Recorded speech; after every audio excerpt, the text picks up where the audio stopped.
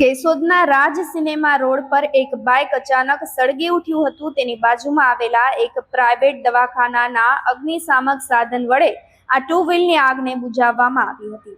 કેશોદના રાજ cinema road પર એક two વ્હીલમાં અચાનક જ આગ ફાટી નીકળી હતી અને આ સ્કૂટરમાં લાગેલી આગને પ્રાઇવેટ હોસ્પિટલના અગ્નિશામક બોટલથી આગ પર કાબુ મેળવવામાં આવ્યો હતો। જો કે આગમાં કોઈને જાનહાનિ થઈ ન હતી, પરંતુ ટુ વ્હીલ ગાડીને નુકસાન થયું છે। ત્યારે આગ લાગવા પાછળનું હાલ કોઈ ચોક્કસ કારણ સામે આવ્યું નથી।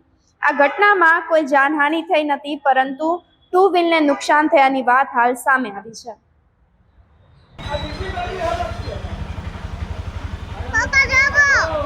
હા જો